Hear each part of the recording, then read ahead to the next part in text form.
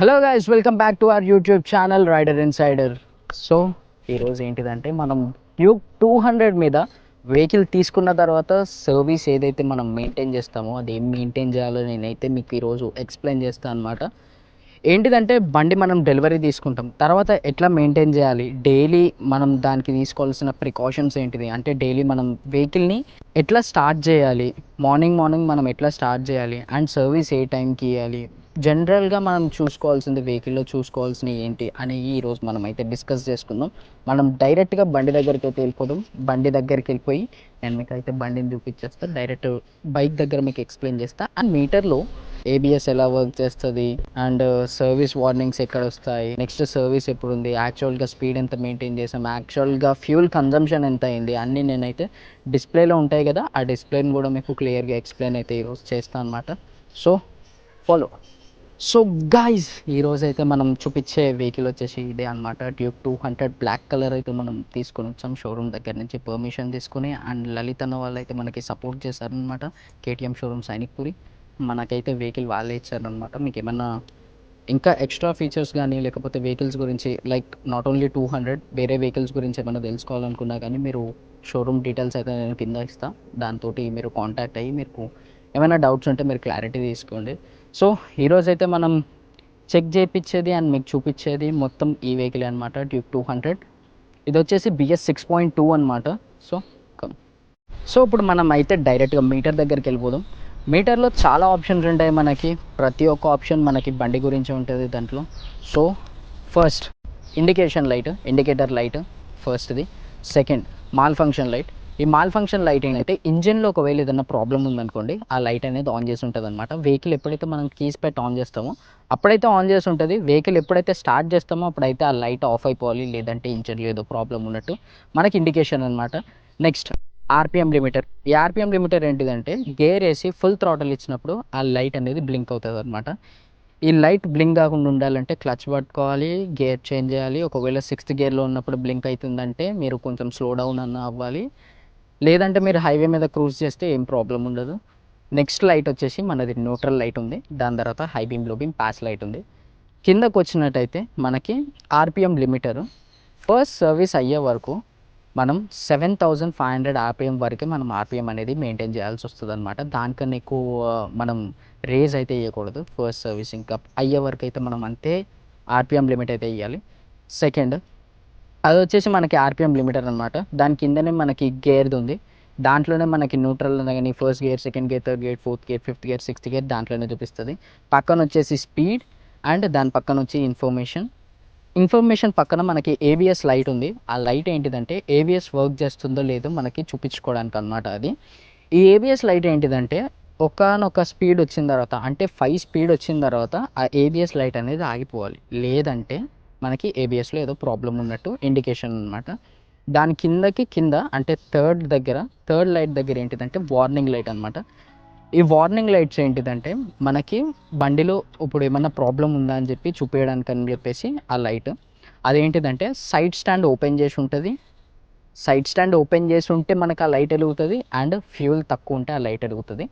ఈ lights off అయిపోవాలంటే side stand open చేయాలి అండ్ ఫ్యూల్లో మినిమం ఒక ఫ్యూల్ మెయింటైన్ అయితే చేయాలి. అప్పుడు ఆ లైట్ అనేది ఆ బ్లింక్ అనేది ఆగిపోతుంది అనమాట. దాని కిందకు వచ్చినట్టయితే ఫ్యూల్ ఎంత ఉంది ట్యాంక్లో అని చెప్పేసి చూపిస్తుంది. దాని పక్కన మనకి టైం ఉంటుంది.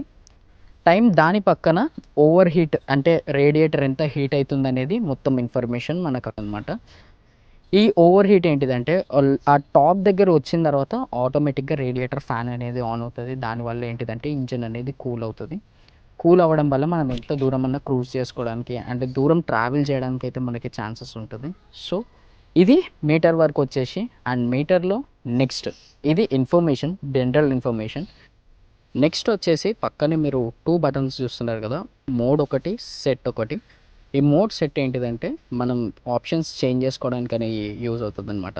ఫస్ట్ మనం మోడ్ బటన్ ప్రెస్ చేయగానే ఓడిఓ ఉంటుంది. ఈ ఓడిఓ వల్ల ఏంటిదంటే ఇప్పటి వరకు యాక్చువల్గా వెహికల్ ఎన్ని కిలోమీటర్స్ తిరిగింది అనేది ప్రజెంట్ అంటే దాని రియల్ టైం మొత్తం అనేది చూపిస్తుంది అనమాట.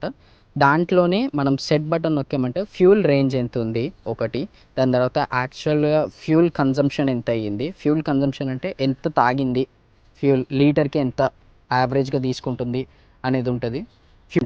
ట్యాంక్లో ఉన్న పెట్రోల్కి ఎన్ని కిలోమీటర్స్ మనం ట్రావెల్ చేయగలుగుతాం అనేది కూడా అక్కడ యావరేజ్గా అది ఒక కౌంట్ చేసుకొని మనకు అనేది చూపిస్తుంది అనమాట. అండ్ నెక్స్ట్ సర్వీస్ ఎన్ని కిలోమీటర్స్కి అనేది, నెక్స్ట్ సర్వీస్ ఎన్ని కిలోమీటర్స్కి వస్తుంది అనేది కూడా మనకి దాంట్లోనే చూపిస్తుంది. సో ఇదన్నమాట ఫస్ట్ది. మోడ్ బటన్ నొక్కిన తర్వాత, దాని తర్వాత ఆడియో అయిపోయిన తర్వాత అదే బటన్ మోడ్ బటన్ని ప్రెస్ చేస్తే మనకి ట్రిప్ 1 ఉంటుంది.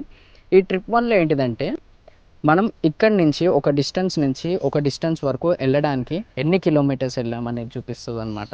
అది మనం సెట్ చేసుకోవాలి.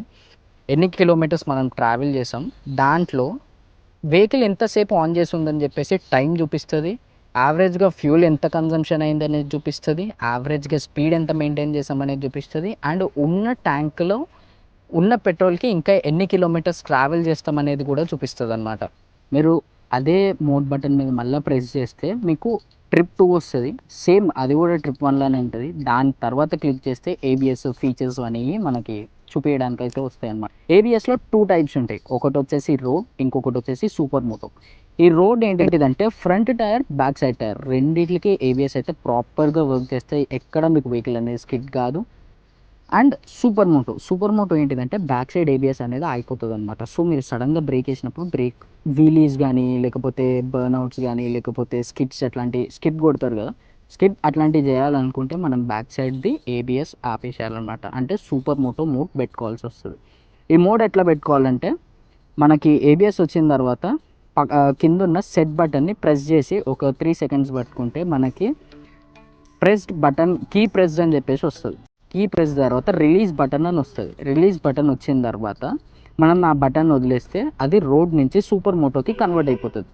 ఈ సూపర్ మోటో నుంచి మళ్ళీ రోడ్కి వచ్చేయాలనుకుంటే, అంటే 2 ఏబిఎస్లు వర్క్ చేయాలనుకుంటే సేమ్ మళ్ళీ అదే ప్రాసెస్. సెట్ బటన్ మీద ప్రెస్ చేసి పెట్టుకుంటే కీ ప్రెస్డ్ అని వస్తుంది.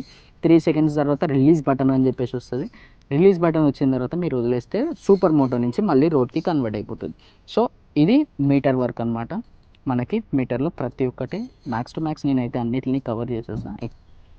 నెక్స్ట్ వచ్చేసి సర్వీస్ గురించి అంటే చాలామంది చాలా మెయింటెనెన్స్ ఉంటుందేమో అని చెప్పేసి అనుకుంటారు. కానీ మెయింటెనెన్స్ అయితే చాలా తక్కువనే ఉంటుంది. ఫస్ట్ మనం వెహికల్ తీసుకున్న తర్వాత ఫస్ట్ సర్వీసింగ్ వచ్చేసి 1000 కిలోమీటర్స్కి ఉంటుంది. అండ్ సెకండ్ సర్వీస్ వచ్చేసి 8500 కిలోమీటర్స్కి ఉంటుంది, డైరెక్ట్ 8500 కిలోమీటర్స్కి.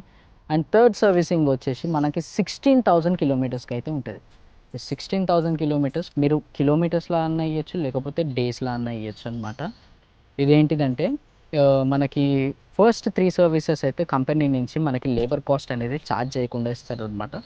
లైక్ దాంట్లో లేబర్ కాస్ట్ అంటే ఎవరైతే చేస్తారో అతనికి ఏం కాస్ట్ అయితే తీసుకోరనమాట. జస్ట్ మనకి వెహికల్లో engine oil cost, coolant cost, ఏవైతే టాప్అప్స్ చేస్తున్నారో వాటి కాస్ట్ అయితే మన దగ్గర ఛార్జ్ చేస్తారు. మీకు ఫస్ట్ సర్వీసింగ్ వచ్చి అప్రాక్స్గా ఒక 1400 నుంచి 1500 రూపీస్ అయితే ఛార్జ్ చేస్తారు.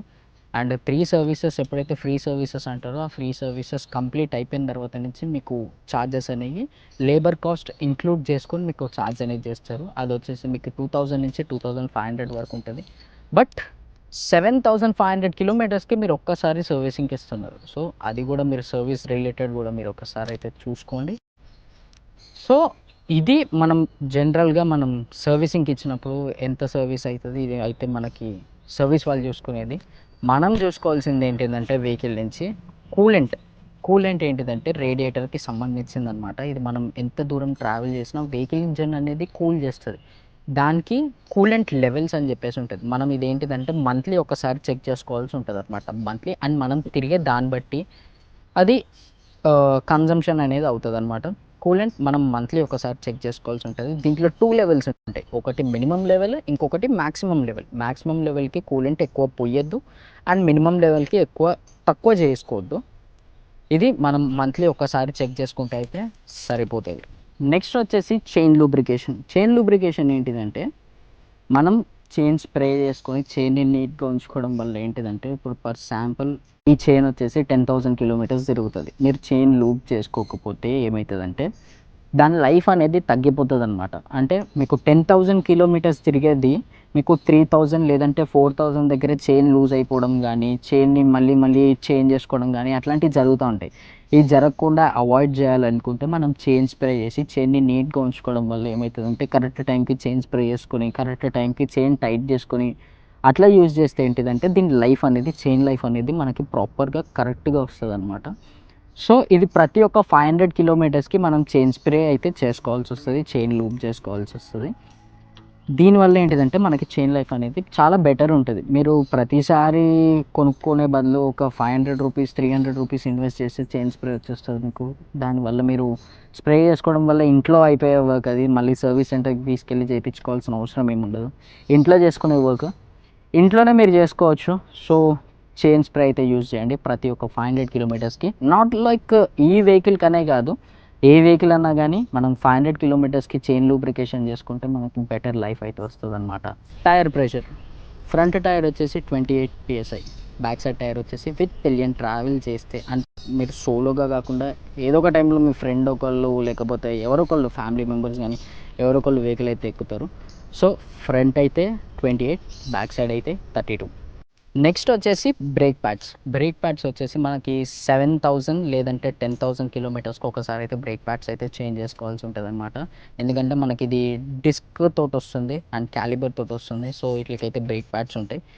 ఎఫిషియెంట్ బ్రేకింగ్ పడాలనుకుంటే, కరెక్ట్ బ్రేకింగ్ పడాలనుకుంటే మనం 7,000 లేదంటే 10,000 ఈ గ్యాప్లో మీరు బ్రేక్ ప్యాడ్స్ అయితే చేంజ్ చేయించుకోవాలి, ఫ్రంట్ అండ్ బ్యాక్ సైడ్ రెండిట్లకి బ్రేక్ ప్యాడ్స్ చేంజ్ చేసుకుంటే మీ డిస్క్ అనేది ప్లేట్ పాడవకుండా ఉంటుంది. సో అది కూడా మీరు చేంజ్ చేసుకోవాలన్నమాట. వచ్చేసి ఎయిర్ ఫిల్టర్. ఎయిర్ ఫిల్టర్ ఏంటిదంటే ప్రతి ఒక్క 5,000 కిలోమీటర్స్కి మనం ఎయిర్ ఫిల్టర్ చేంజ్ చేసుకుంటే దాని మన ఇంజన్ లైఫ్ అనేది బాగుంటుంది అనమాట. ఎట్లయితే సర్వీసింగ్ ఇంపార్టెంటో అట్లనే ఎయిర్ ఫిల్టర్ కూడా ఇంపార్టెంట్. ఇంటేక్ ఉంటుంది కాబట్టి ఇంజన్లోకి ఎయిర్ కావాలి కాబట్టి దాని నుంచే వెళ్తుంది మనకి ఎయిర్. సో ప్రతి ఒక్క 5,000 కిలోమీటర్స్కి మనం ఎయిర్ ఫిల్టర్ అనేది చేంజ్ చేసుకుంటే ఇంకా బెటర్ ఉంటుంది అనమాట. మనకి క్లచ్ ప్లేట్స్ ఇది 30,000 లేదంటే 40,000కి ఒకసారి క్లియర్ మంచిగా కొత్త వేయించుకుంటే బెటర్ ఉంటుంది అనమాట. అంటే క్లచ్ ప్లేట్స్ వల్ల ఏమవుతుందంటే ఫ్యూల్ అనేది ఎక్కువ తాగుతుంది, రేజ్ అనేది ఎక్కువ అవుతుంది, పికప్ అనేది తగ్గుతుంది. సో ఇది ఒక 30,000 40,000 కిలోమీటర్స్కి ఒక్కసారి చేంజ్ చేసుకుంటే సరిపోతుంది అనమాట. సో ఈ రోజుకైతే ఇంతే గాయస్. మళ్ళీ నెక్స్ట్ మీకు ఏమైనా డౌట్స్ ఉంటే కామెంట్ సెక్షన్లో అయితే కామెంట్ చేయండి, నేనైతే ప్రతి ఒక్కరికి ఆన్సర్ అయితే ఇస్తాను. సో ఇప్పుడైతే 200 తోటి అయిపోయింది. నెక్స్ట్ మీకు ఒకవేళ 390 కానీ 250 కానీ లేకపోతే 125 కానీ నాట్ లైక్ డ్యూకే కాకుండా లైక్ ఆర్షీ కానీ అడ్వెంచర్ కానీ అట్లాంటివి కూడా కావాలంటే కింద కమెంట్ సెక్షన్లో కమెంట్ అయితే చేయండి. And thanks for watching guys. నేను మీ రైడర్ ఇన్సైడర్. సో సబ్స్క్రైబ్ చేసుకోవడం అయితే మర్చిపోకండి. Thank you for watching. Thank you.